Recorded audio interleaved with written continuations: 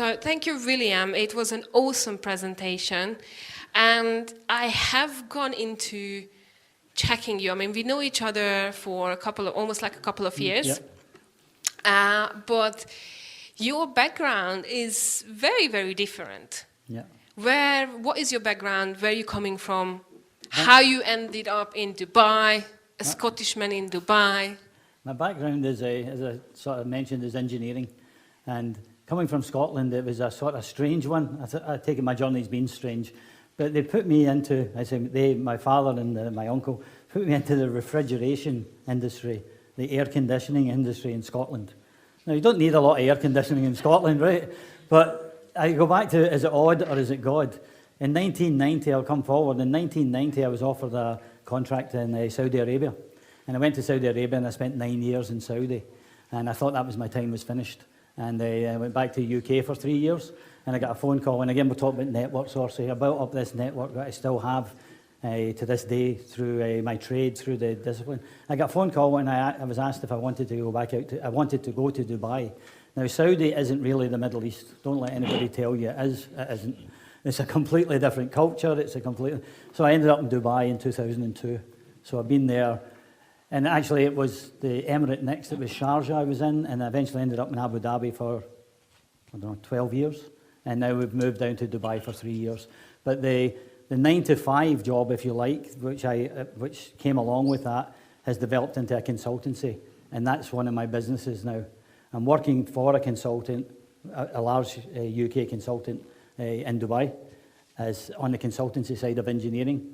And the other two businesses we have, one's a property business. My wife is the CEO for that. She's Mrs. 51% and Mr. 49%. In fact, in the way it works, she is exactly right at this very moment at a mastermind in Birmingham in England doing the property mastermind that we signed up for a year for. So I can only emphasize, it's all continuous learning. Now, my wife, she won't mind you telling, she'll be 62 in April as well. Now, we're not stopping. This is, they spoke about entrepreneurship up there. I don't class myself as an entrepreneur. I class myself as a businessman who can see opportunities and knows now that 10 out of 10 times, I need help to convert those opportunities. And where do I meet those people? I meet these people through networks like myself and Orsi are in. In the bag you've got, I've gave you a small business card, and it's a USB. And the idea for that came from one of our coaches. And that was over a year ago. And what I did was I implemented it, because Sherry would have kicked my butt if I hadn't, Sherry. So I implemented it, and, it's even at my age, and I don't go by age, if I can just give a short example, for the 60th birthday, for both of us, we gave ourselves personal trainers. And I don't mean the trainers you wear on your feet. I'm talking about personal coaches in the gym. So we had to constantly developing. That's sort of the background for me. And what I said to the personal coach I got was, because he's already coaching my wife, and I said, I need this guy, Julius. And I said to him, you come and coach me. I said, I intend to be on this planet for another 40 years. So that's job security for him, yeah. So he signed up. So, yeah. So the journey has took me to Dubai, and probably the plan is we'll end up back in the UK. Whenever. You never know, I suppose. Yeah. Where did the idea of Unstoppable Journey came from? Well, the idea, when I was talking to my first mentor, Chris, he always used to say, you can't stop. Once you start, he said, once you start this, it'll be the hardest thing you do in your life, but it'll be the most rewarding. And it has been. It's been the most rewarding on physical, mental, and spiritual. It's gave me a balance, but it's made me more accountable to me. So when we were talking about it, and then I met, the evolution was going to see other speakers like JT and these sort of people, and it was, wait a minute, I've got a message here. I know I have a message. How do I get it out to more people? And then we put it up, we chatted it over, and the unstoppable bit came in and said, well, Chris said you can't stop. Unstoppable. So the unstoppable came in, and then I had to make the commitment. So we trademarked it. It's fully trademarked, and it is a business. So that is developed into a business. And the Unstoppable Coach just came out of the Unstoppable name. I get you. But obviously, this is something that you tried and exercised on Oh, yourself. yeah. For the first 18 years, I was I was developing with my mentor, and I was taking maybe 2 or 3 people on board every year when they needed it, and mentoring them through it as well. So the process came up to that point where it was the testing on it. The real, I shared it earlier on, was when the university asked me to come in and run a program there. Out of the back of that, there was about 30 people at that program. Off of that, 12 people came and joined up onto the 9-day journey. Now, as I mentioned, you hit that base camp, and what usually happens is people start dropping off. So out of the 12, you usually end up with about 3 who come on the bigger journey. But that's just human nature. And again, we done another one in Abu Dhabi, then we done another one in Dubai, and then I took it back to the UK, and we've done one in the UK as well. And to this day, there's one guy in the UK, Martin, and he just completely revolutionary changing, this guy. And I keep in contact with these people. That's what I love doing. I love seeing the progression, just small things they can tell me, and it's just like, boom. It's like one of the girls that we helped in Scotland. She'd come out of a dysfunctional family. She became the breadwinner in the family, and she missed her schooling. So she was taking care of the younger kids. And somebody came towards me and said, maybe we can help her. And so we started to help her. And she came on, and we took her through. We got her back into school, and she got some qualifications. And I didn't hear anything for about 2 years, and I'm in Dubai, and my phone goes, and it's her number.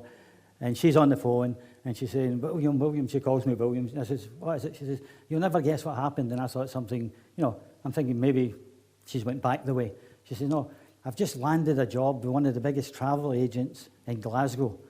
She was crying, I was crying, and it was like, wow, it's just, and it's not to prove that, I know it works, because I've shared that already. The proof is me sitting here, that this thing works. But to see it working in somebody else is, it just gives you that, yes, it is working there. So we're going to be doing another one in Scotland, probably middle of the year, and it'll be in Strathclyde University there. So we'll go over there and do it as well. Awesome. Now, who inspires you? I know, and who are your mentors? And I know that you have several ones. And I would like to emphasize that it's always good to follow one person, but you have to realize that one person might be good for one thing, and you need someone else. So I'll give you an example. You can have a business coach, but in order to be fit, for example, you need to have a personal coach, and the two will complement each other. So I know that you are following quite a few. Yes. And as you mentioned, they're in different areas. Now, my main coach at the moment is John C. Maxwell. And John is a leadership coach, but a personal growth, personal development coach. And it's funny, John comes out of he was a pastor before. He was 20 years as a minister. And I didn't know that. When I just seen him, over the last 2 years, I just really became involved with him. Again, I'm on his mentorship program now. I speak with John every month, and that's something that I pay for. But again, as I reiterate, it's an investment. So John's doing on that personal development growth for me. On the motivational side, it was the guy you've seen here, Les Brown. Now, Les has got a saying, he says, everything is possible.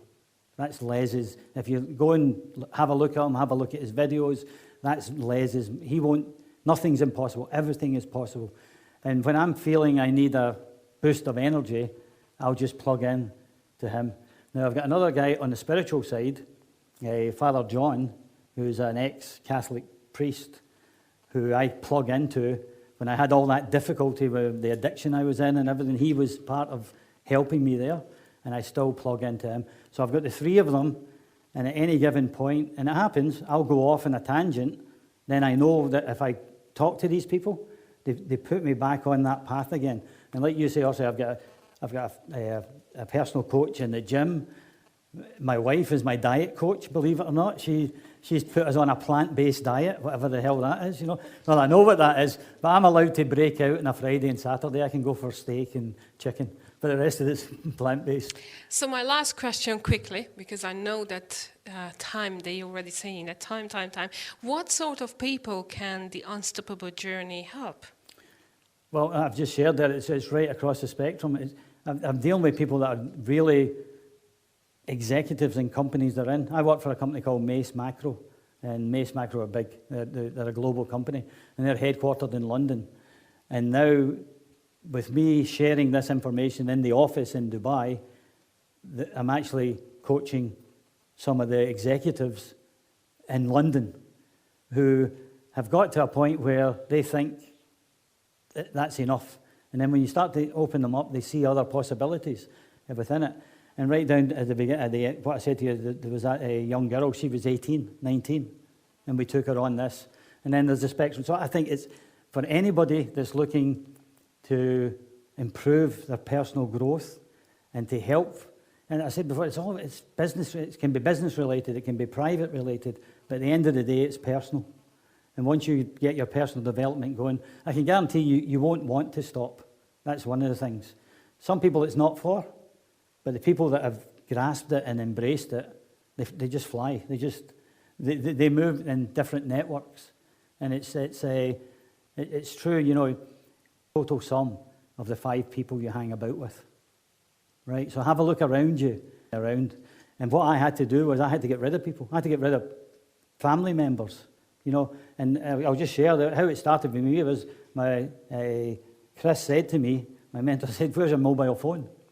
And he says, "Go into the address book." He says, "And the people that phone you, and the first thing they say to you, they start bitching about something, delete them. Delete them from your phone book." I said, "Wait a minute." I said, "My sister phones me every 2 days.